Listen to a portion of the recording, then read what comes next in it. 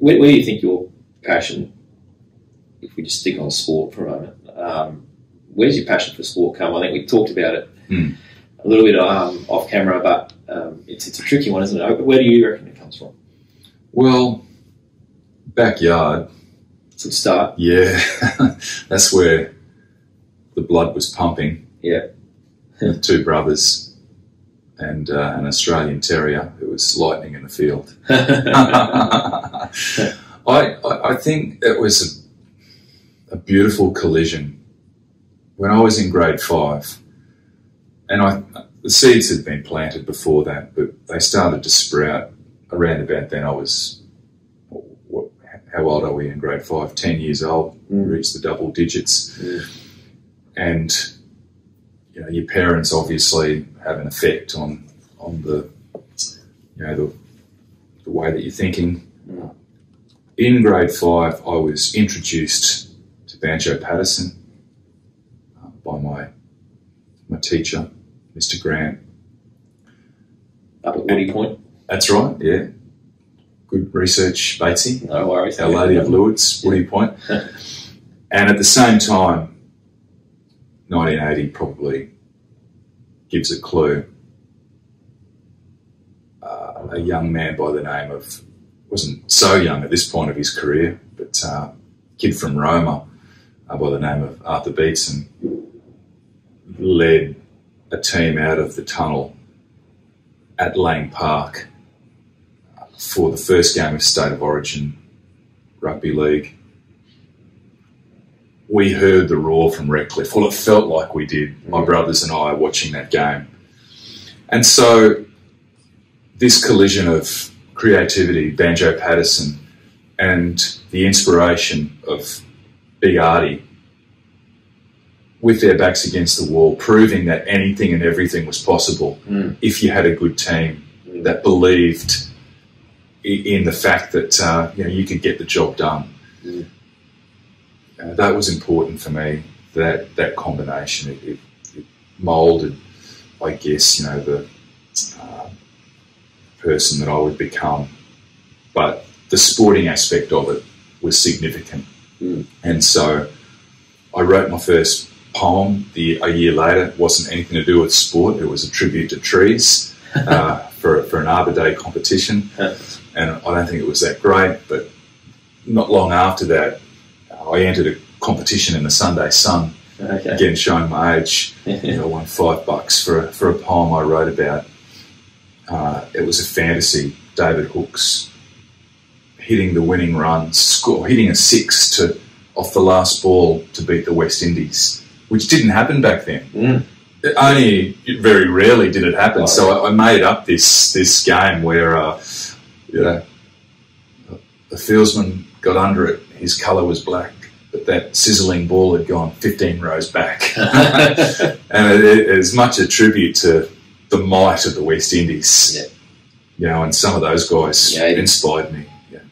Viv Richards, Joel Garner, Michael Holding, Whispering Death, the coolest nickname in the world. Yeah. But we were the underdogs, and so my heroes were starting to take shape. Arthur Beetson, Wally Lewis, the King. Wow. Through the 80s, all through that decade. Yep. Alan Border, AB.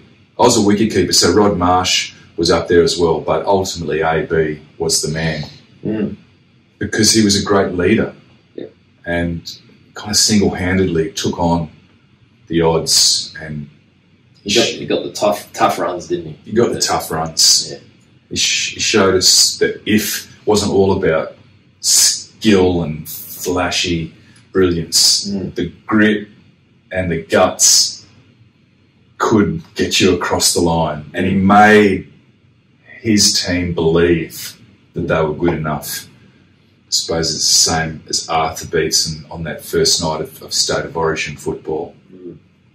And my other hero of the day, and it's someone that nobody probably has heard of, but I was a massive Redcliffe Dolphins fan. Every second Sunday after church, I'd sneak through the fence and sit up on those hills with my sarsaparilla snow cone, ready to collect the aluminium cans after the game. It was a ritual, and watch my heroes in red and white. But the one guy that I'll never ever forget was the fullback for Redcliffe, a bloke by the name of Bunny Pearce.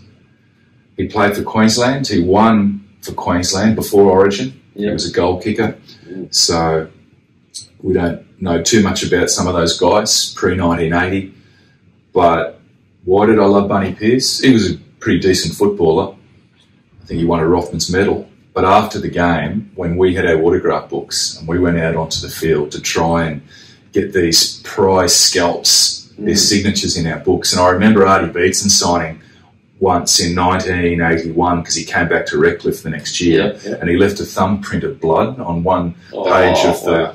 And I thought, life won't get any better than this. I can go home and never have to worry about anything else because I had Artie's blood in my book.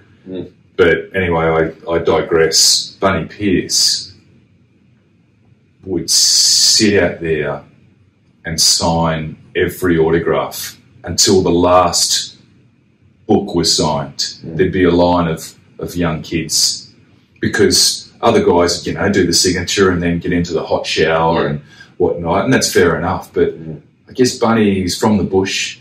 Just thought he had a bigger picture, a better sense of what it was all about. It taught me, always have time for people. Yeah, absolutely. That's good. Yeah, it's a great lesson, mate, and obviously means a lot to you. And that's something my parents have actually taught me too: to give people time. I think that's one of the great things. Makes a difference, in a young kid's life. It's like a perspective that stays with you. And tragically, Bunny Pearce was killed in a car accident.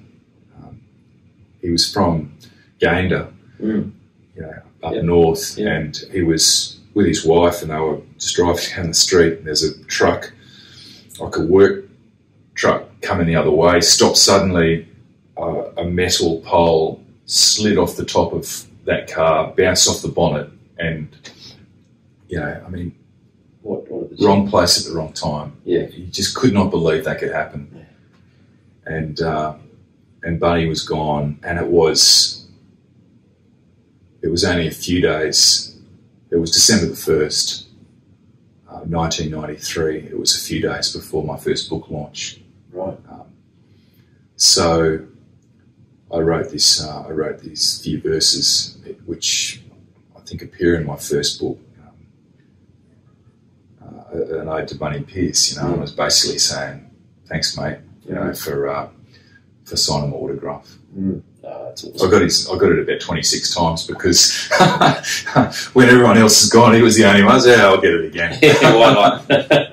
maybe he might get his thumbprint as well. Maybe you were probably thinking just for the trivia buffs, and I don't want to bore you, but it's not the same year, but on the same day, December the 1st, Artie Beetson had a heart attack and died. Right. So Bunny and Artie, two of my heroes, both share that same date, unfortunately, and it's also Wally Lewis's birthday. Yeah, right. And not long before that, in that time, we don't want to talk, as you say, digress too much, but the great Steve Irwin obviously was in late in the year too, which was a similarly tragic circumstance. Which obviously one of your poem to him was very moving. Obviously, his. So that was another. The crocodiles are crying. That's right. Yeah, and that was written very quickly. I say, people ask me, how long does it take to write a poem? I was going to ask you that, yeah. Yeah, well, the best poems take the least amount of time because you're so compelled. You feel like you just have to get this out of your system, from that part of your heart that wants to pay tribute to Bunny Pearce or a Steve Irwin or whoever it might be, and get it onto a page. So my daughter came home from school, and this is where I guess the circle of life turns. My little girl, 6 years old, grade 1, tells me that Steve Irwin is dead. And I hadn't heard the news, and I just thought that she must have had the wires crossed. And then, of course, you know, you jump online and it's lighting up the headlines. So that's what happened. Unbelievable. So I wrote The Crocodiles Are Crying, almost inspired by a guy who stood up for what he believed in, no matter what anybody said. Yeah. He wasn't going to change. Yeah. You know, as I said in that poem, you know, if you're going to make a difference, make it big, make it bright. You know, why not? Steve Irwin proved that was the way that, you know, is the best way to go. But my little girl, it was like me trying to help her come to terms with what had happened. Difficult. And he was one of her heroes then, and probably still is. So, yeah, that was how she said it to me. The crocodiles are crying, and became the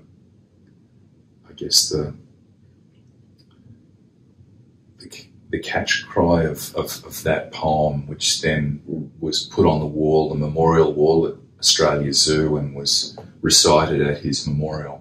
That's unforgettable. And the other thing, here's a good lesson, Batesy. If you had to make a list of top 10 Australians that you thought were bulletproof, he'd be right up there. He was there. He was in the top, without a doubt, 5 maybe. And another one who you probably could say at the time was Peter Brock. Yeah. Right? Yeah. And a few days later, he was killed in a car accident. So this man, this wonderful driver of motor vehicles, you know. The irony. Yeah, the king of the mountain, Peter Brock, was gone for the car accident. And Steve Irwin, the crocodile hunter, and a man who just like knew animals back to front, was killed by a stingray, which is the most placid animal out there. Right. So what's the lesson? You know, life is precious. You know, don't take anything for granted in that respect either. Yeah. You know, soak up the sunshine, make the most of every moment that you have in the beautiful day that it is outside. Yeah. Great lessons there, man. I really appreciate you opening up about all that sort of stuff and those important people to you. I'm going to just stay on that now. But changing out from, you know, that was your sporting passion. Where do you think your passion for Australia comes from? Reading that again, what I think is my favourite book, certainly the Green Gold Malaria. Reading about visiting the place where your grandfather Barney, you know, was a hero basically in Tobruk. One of many heroes. Is that where your passion for Australia comes from? People like that, or is it something else? That's exactly it. Yeah, I was going to say my grandfather before you even mentioned it. So Barney McCall was one of those legendary Australian soldiers, species that we now know as the rats of Tobruk. Yeah, and that's almost become part of our vocabulary. But why were they called the rats? Because the Germans called them rats. Rommel and his men, who expected just to roll over the top of the Aussies and the Kiwis, the ANZACS. But our guys knew that the key to World War II, in that chapter at least, was the ports, you know, the access to the ocean. Yep. So they put themselves between the tanks, Rommel, the Desert Fox, and the Germans, and they dug in. They just dug in, and they were called rats in a derogatory sense, and they said, oh, well, we'll cop that. Call us whatever you like, you know, we'll wear it as a badge of honour. Yeah. And still it is. The rats at Tobruk. Barney was there, and so he instilled in me this sense of Anzac Day and attending dawn services on the Redcliffe Peninsula outside the RSL club there down as the sun came up over the water and the bugle played its tune. That shiver down the spine was born there with my grandfather and my father, 3 generations, and when we were old enough, having a beer afterwards, and then Barney opening up and telling his stories, you know, sharing his wisdom, hanging on every word, I'd imagine. Right. Maybe it already was in my blood, but I knew it then. It's amazing, and I just can't get my head around how you could have contained your emotion when you're reciting a powerful poem at Anzac Cove, at the famous landing site there in Gallipoli for the 90-year anniversary. And then obviously thoughts of your granddad as you're trying to recite this this poem. How did you do that? I was carrying his tags, his ID. It's not really a bracelet, it's a necklace that they had made of leather. I still have it. I mean, that was one of the things he gave me after attending a dawn service Anzac Day parade one morning. My brothers and I got his old kit out of the toilet. It was the toilet, the outhouse out the back originally, but it was just a storage place then at Turner Street in Scarborough. The Heroes of Tobruk, by the way, is the poem that features in Green and Gold Malaria. Yes. Inspired by good old Barn and his mates. But at Anzac Cove, I'd been asked to write a tribute to the 90th anniversary of the landing, and I took his tags with me. I wanted to carry that piece of him whilst I was reciting. He had passed away, but I knew he was with me. I was nervous as I've ever been. I can't imagine. There was a big deal because it was the anniversary, and so I think there were like 20,000 in the audience, which was easily my biggest audience at that point. Lucky it was dark and I couldn't see most of them. But I was so nervous. The responsibility of writing something for an occasion like that the poem had to be ticked off, approved by Prime Ministers, John Howard, Helen Clark, who were in the mosh pit when I recited, historians, even my involvement had to be green lighted. John Farnham missed it. Like, I think that he was suggested. They had this committee that organised the prelude to the dawn service, and Farnsey didn't make it. I think they thought it was probably a bit too rock star, but somehow I survived the cut and stood there waiting to go up on the stage, just terrified and cold, freezing cold. The wind off the Aegean Sea was just cutting through every layer of clothing. Someone asked me if I'd like to borrow their scarf, and I tried to say yes, and the words got frozen in my throat. Wow. And I thought, I'm in trouble here. How am I going to recite 5 verses of poetry? And I can't speak now. So a moment of perspective, which I've never forgotten, I'll always come back to when I'm about to take a big stage, speak at a President's Cup, golf event, Tiger Woods and Ernie Els, or, I've spoken to a tennis crowd in America with Andre Agassi and Bill Gates. So to help me through those situations, I remember back to Anzac Cove when I was standing there, cold and nervous.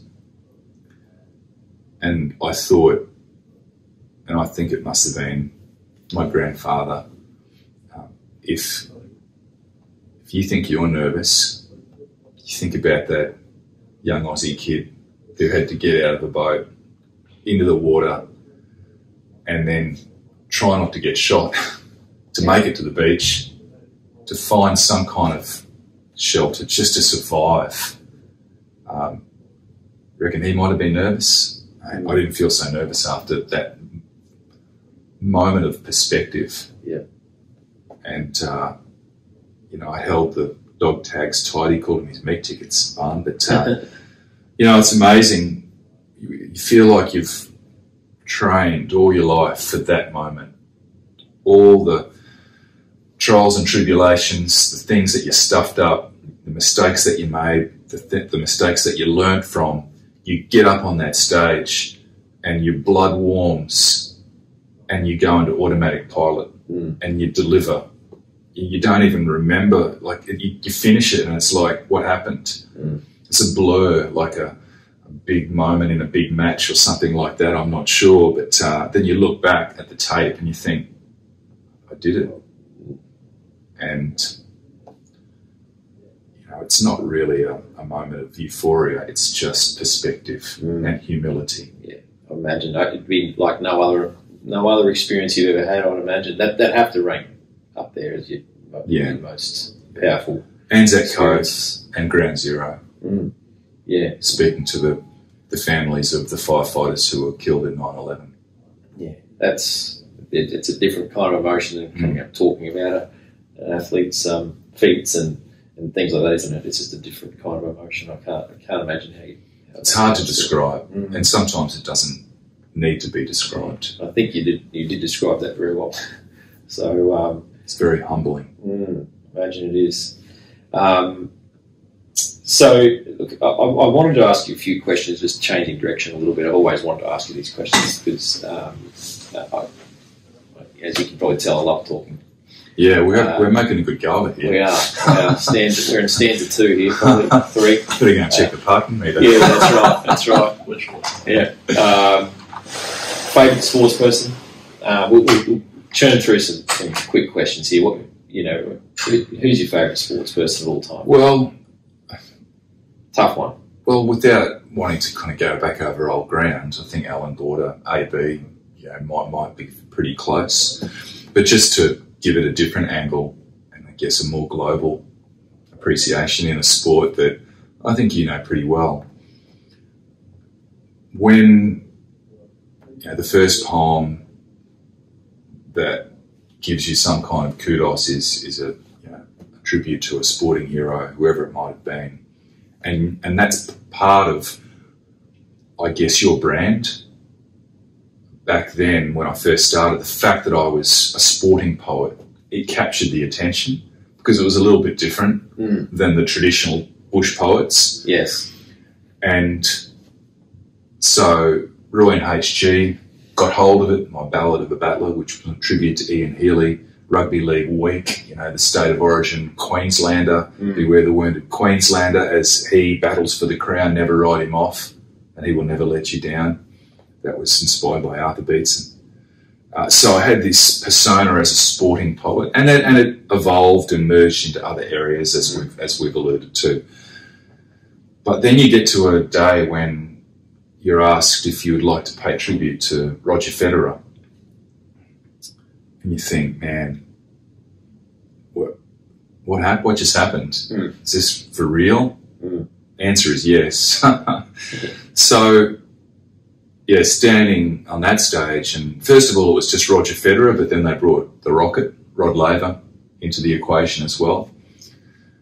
And having to write a poem which paid tribute to arguably the 2 greatest tennis players of all time, arguably, be a good debate, but they'd both be up there, and give them equal billing, and status. I'm thinking, how am I going to do this? It's such a good challenge to have that I came up with a poem which ultimately was called The Masterpiece, not because of the poem that I wrote, because if those 2 guys played in this imaginary kind of fantasy game, if it could happen, of tennis on a higher cloud,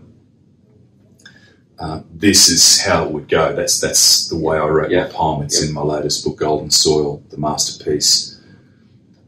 But again, I ramble and digress. That's okay. Roger Federer has to be up there as a sporting hero who not only was a class act on the tennis court, but had the humility, same as Rod Laver, that great quality of humility. And Alan Border has it as well, outside the field of battle. Well, that was an incredible honour.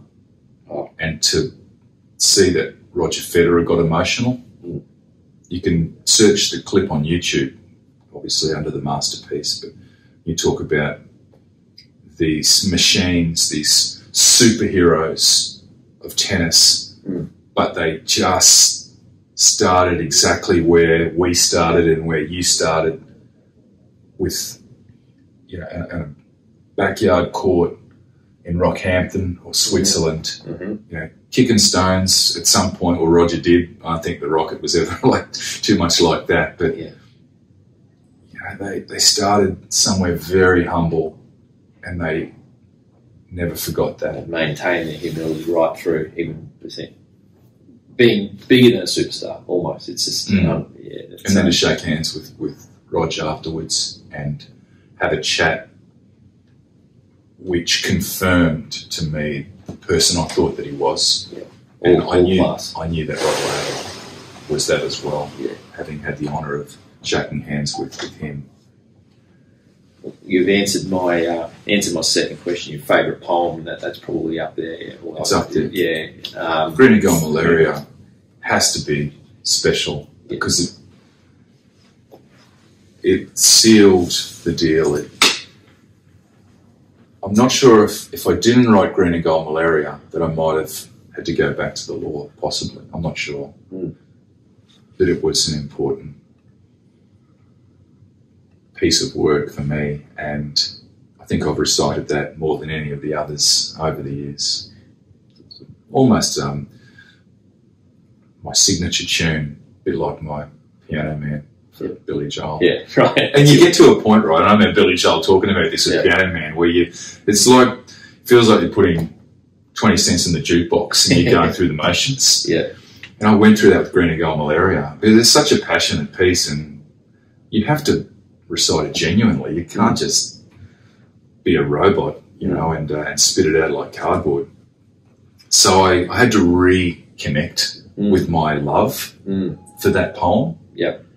As I went along, which I think Billy has done with Piano Man as well. But so look, you talked there, Rupert, about we've just been talking about passion for Australia, passion for sport, passion for delivering a great message in front of great people like Rogers Federers and Rod Lavers of the world.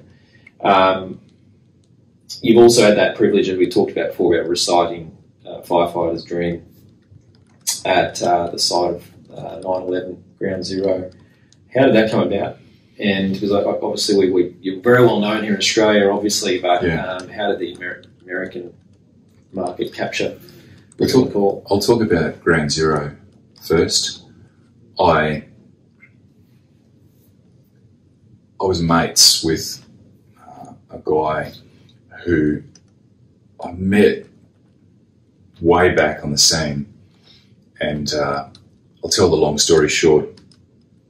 He reconnected with me. He was just a guy that I'd met, but then I found out that he'd moved from Victoria to Redcliffe, obviously where I grew up. So he had become a firefighter. He was involved in this fundraising, more than event. It was something pretty epic that they were doing, and it was a bunch of Australian firefighters heading to America to do a relay run, 30 days, LA to New York, with the American firefighters to raise some money for the families of the fallen firefighters of 9/11. So the American guys, a lot of them had been at the coalface of that terrible day, September 11. And Leon Colby, my mate, said, you think you could write something for our event? It's called a tour of duty. This is what we're doing. I said, let's have breakfast. So we sat down and he told me a couple of stories about the American firefighters who were involved. In particular, one guy, James Dowdell, who on his 13th birthday, which is September the 10th, in 2001, his dad said to him, listen, I'm on shift today. He was a firefighter, FDNY. I'm on shift today. Why don't we put it off until tomorrow night when I finished?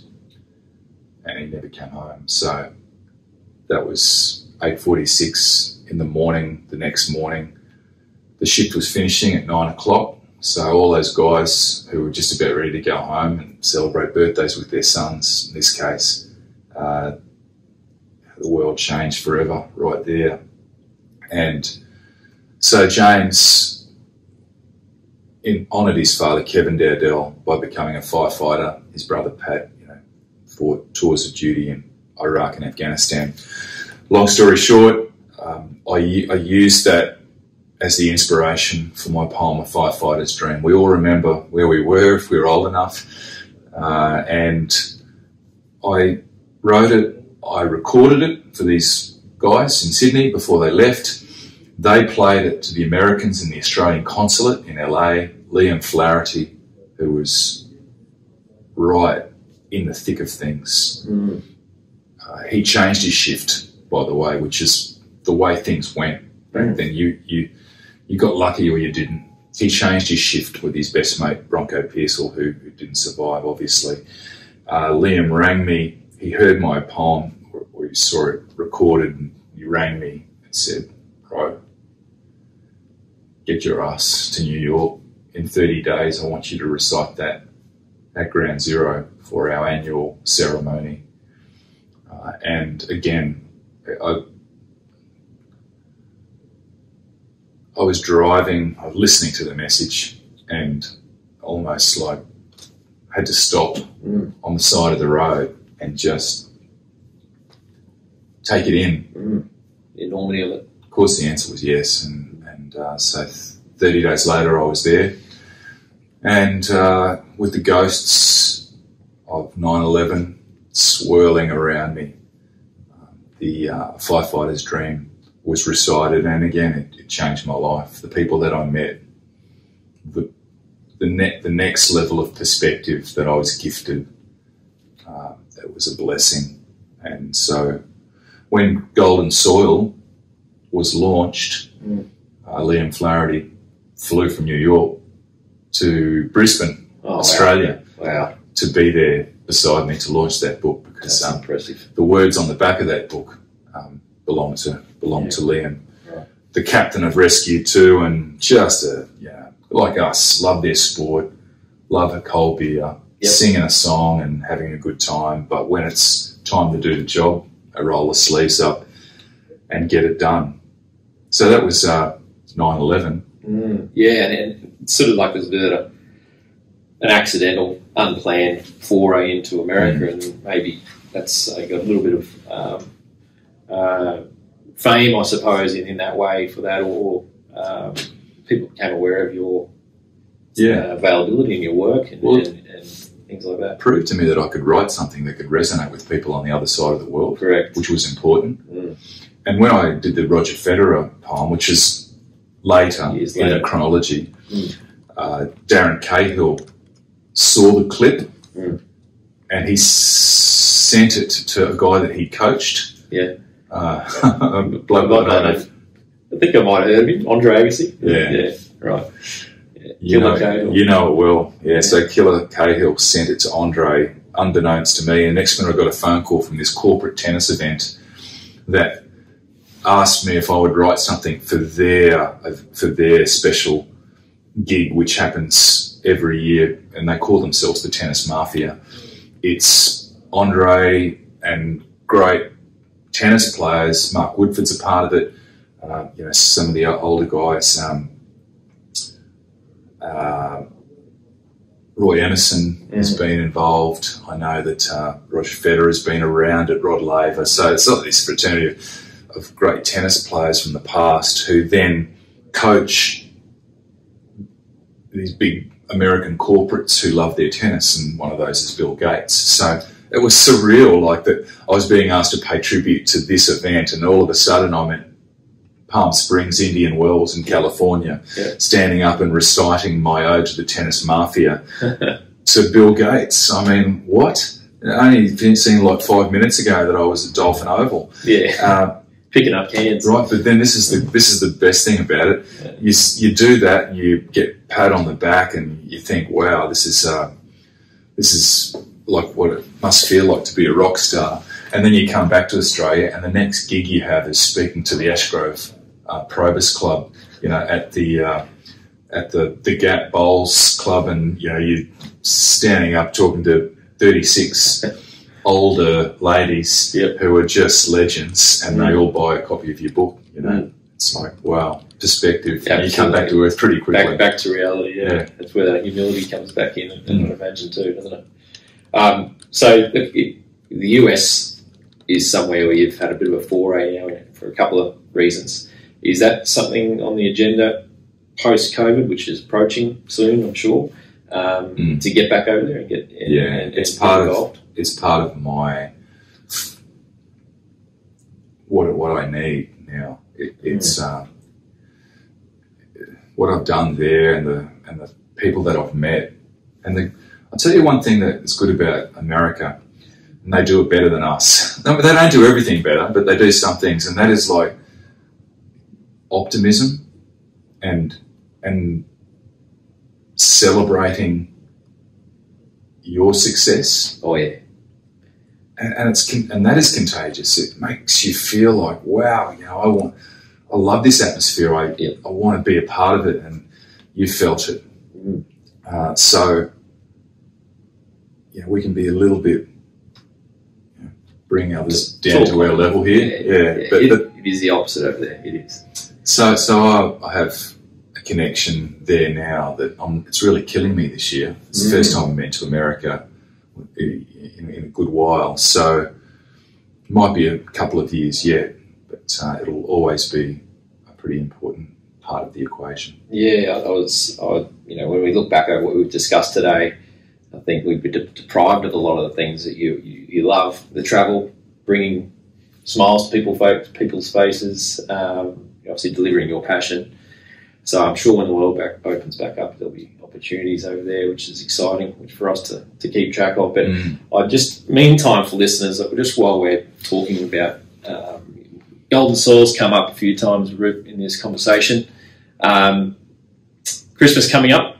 Don't want to give my ideas away for Christmas for my family listening here, but I've just grabbed a couple of copies of this book. It's a cracker. It's got a collection of virtually 3 decades worth of Rup's work. It's my greatest hits, mate. Greatest hits. I like it. And volume 1, right? Volume 1. Yeah, I'd like to think I've still got a little bit more left in the tank, but up to now, it's a good reflection of the journey that young kid who just retired from the law embarked upon, the roller coaster ride that he put himself on, the ups and downs, the swings, the roundabouts, and everything else. But I'm pretty proud of that body of work, because I think you become aware of this as a creative person, maybe an artist if you like, that what's most important is the legacy that you leave behind. So it's not really for me to put on my shelf, but if my grandkids have it on their shelf and they pick it up and say, wow, you know, like when you're sitting around that campfire and somebody stands up and recites The Man from Snowy River, and it takes you back and you feel like you're riding the horse down that mountain, that's the power of poetry. And so if I don't put myself in the same postcode as Banjo, but if there's something similar that happens in the future with the stuff that I've written in a book like Golden Soil, well, I'll be very grateful. Yeah, oh, that's great. I think we'll, if you do want to grab a copy of this, which I would highly recommend, you can just pop onto Rup's site, which is www.rupertmccall.com.au, and we'll have that up on the screen for you. So I think I'd like to finish off, give you the floor on this one, Rup, last verse or last stanza, if you want to call it that. I'd love you to turn mentor just for a moment and provide your advice to, again, a young high school student who's seeking success in one way or another, but I guess for the purposes of what we do here at Study and Play USA through the US college pathway, we know in what we do that being a good athlete is important. If you want to get this opportunity, you've got to be a good student. Can you just talk about, the importance of character and being a good person or good bloke if you're a young fellow, or just the importance of being a good person if you want to achieve good things. Decent human being, which you are. And perhaps in our next podcast I could interview you about your path and what you've learnt, because I know in your forthcoming book, Game Changer, there'll be so many inspirations and lessons to be learned. But for me, and I think I've probably done too much talking in this one, it's tough for young kids in the world outside, because we kind of feel like we have to live up, to so many expectations imposed by external sources. Mm-hmm. And listen, like, I'm not going to say the world shouldn't have social media. It should, and I've used it to promote who I am and what I do. But we have to realise what's good about it and what's bad about it. The best advice that I can give in life is to keep things as simple as possible. It's like the movies. There's the good guys and there's the bad guys. And you're one of the good guys. Associate with that side of things. Don't feel like you have to be someone else. Be the best part of yourself. Understand that you have something to offer. Everybody has something to offer. And it doesn't have to be what the world says it should be, or society says you have to be, or Facebook says you have to be. Like, know in your heart what it is and go with it, and understand that you're going to make mistakes. You're going to trip over, pick yourself up, and believe in that path that you're travelling down. Keep it simple. Trust your instincts. Listen to that voice that speaks to you passionately and positively. The sun is not on Facebook.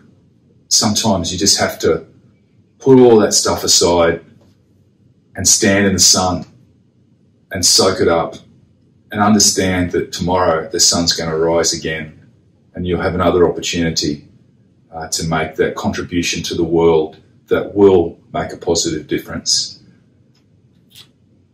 All the best. Thanks, mate. Well, I think that's a cracking way to finish this episode. Great advice from a great person, Rupert McCall.